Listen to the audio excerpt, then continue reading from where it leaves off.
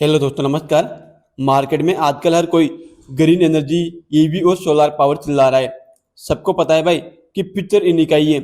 लेकिन यहाँ एक केच है, रिटेल इन्वेस्टर उन कंपनीज के पीछे भाग रहे हैं जो सोलार पैनल बनाती है या ईवी कार बनाती है। पर क्या आपने कभी सोचा है कि इन बड़े बड़े प्रोजेक्ट को फंड कौन करता है?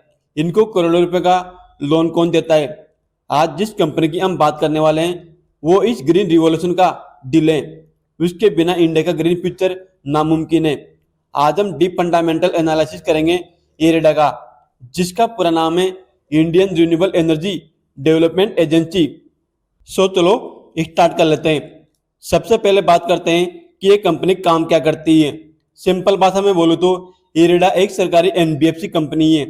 ये उन कंपनीज को लोन देती है जो रिन्यूएबल एनर्जी प्रोजेक्ट लगाते हैं, चाहे वो सोलार पावर हो, विंड पावर हो या हाइड्रो पावर हो। इन सबको लोन इरेडा देती है।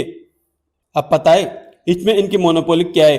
मोनोपोली ये है कि ये एक मिनी रतन कंपनी है जिसके ऊपर डायरेक्ट गवर्नमेंट ऑफ इंडिया का आते हैं।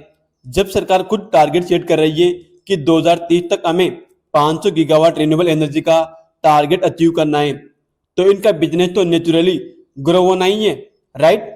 ये एक ऐसी मोनोपोली है जिससे सरकार खुद पुश कर रही है।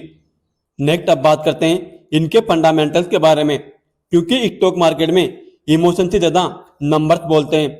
किसी भी फाइनेंशियल कंपनी की हेल्थ चेक करने के लिए सबसे इंपॉर्टेंट पता है क्या होता है? उसके एनपीए, मतलब नॉन परफॉर्मिंग असेट, यानी वो लोन जो इरेडा ने किसी दूसरी कंपनी को रिन्यूएबल एनर्जी प्रोजेक्ट लगाने के लिए दिया था, अब वो पैसा वापस इरेडा के पास नहीं आने वाला, उसको एनपीए बोला जाता है। अगर कंपनी का एनपीए कंट्रोल में है तो कंपनी की सेहत के लिए अच्छा होता है, और अगर एनपीए आउट ऑफ कंट्रोल है तो भाई फिर समझ लो कंपनी की लंका कभी भी लग सकती है। इसलिए एनपीए जितना कम उतना अच्छा होता है कंपनी के लिए। इरेडा के ग्रोस एनपीए की बात करें तो कंपनी पिछले 3 क्वार्टर से अपने ग्रोस एनपीए को लगातार कम कर रही है। क्वार्टर 1 में इनका ग्रोस एनपीए 4.13% था, जो दिसंबर क्वार्टर 3 में घट के 3.75% हो चुका है।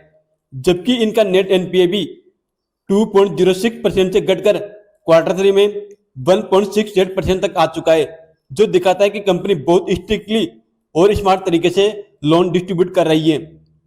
इनकी लोन बुक लगातार कंसिस्टेंसी के साथ बढ़ रही है, जो क्वार्टर 3 में बढ़ के 87,975 करोड़ तक पहुंच चुकी है।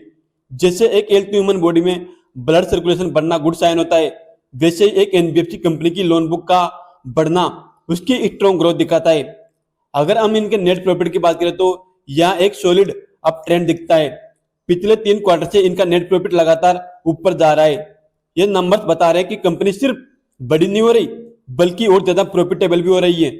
नेक्स्ट इनके शेयर होल्डिंग की बात करें तो दिसंबर 2025 तक प्रमोटर के पास 71.76% की स्टेक है। एपाइस के पास 2.07%।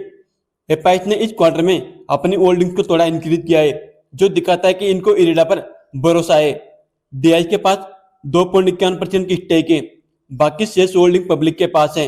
पब्लिक के पास मोर देन 23% ज्यादा की होल्डिंग है। देन अगले पॉइंट की तरफ आगे बढ़ने से पहले अगर आप सभी को वीडियो इन्फॉर्मेटिव लग रही हो तो लाइक का बटन दबा दीजिए।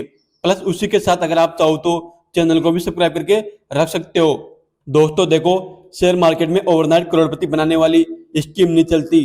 एक रिटेल इन्वेस्टर होने के नाते हमारा सबसे बड़ा दुश्मन हमारी खुद की इम्पेशंस होती है। हम आज किसी स्टॉक को खरीद कर कल उसका डबल होने का वेट करते हैं, पर इरेडा जैसी कंपनी एक मैराथन रनर की तरह है, स्प्रिंट रनर की तरह नहीं। इनका विजन लॉन्ग टर्म का है। अगर सरकार ग्रीन एनर्जी को प्रमोट करेगी तो ऑब्वियसली इरेडा को बिजनेस तो मिलेगा। इन शॉर्ट कंपनी का पिक्चर काफी ब्राइट है। शॉर्ट टर्म में उतार चढ़ाव देखने को मिल सकते हैं, जैसा अभी हमने रिसेंटली देखा है। पिछले एक मंथ में यह स्टॉक 6% तक टूट चुका है और अभी 110 के आसपास ट्रेड कर रहा है। देन अब फाइनल समरी की बात करें तो क्या इरेडा एक सॉलिड इन्वेस्टमेंट है? फंडामेंटली कंपनी स्ट्रॉन्ग है, गवर्नमेंट का सपोर्ट है और पिक्चर सेक्टर की ग्रोथ गारंटी लग रही है। पर वैल्यूएशन को ट्रैक करना हमेशा जरूरी है। कोई भी इन्वेस्टमेंट करने से पहले अपनी खुद की रिसर्च जरूर करें, क्योंकि ये वीडियो सिर्फ एजुकेशनल पर्पज के लिए है। यहाँ पर किसी भी स्टॉक को सेल बाय आउट करने की कोई रिकमेंडेशन नहीं है। आपको क्या लगता है, क्या इरेडा आने वाले समय में अच्छी ग्रोथ दिखा सकता है? कमेंट में जरूर बताएं। मिलते हैं नेक्स्ट वीडियो में, तब तक के लिए happy investing friend. Thank you.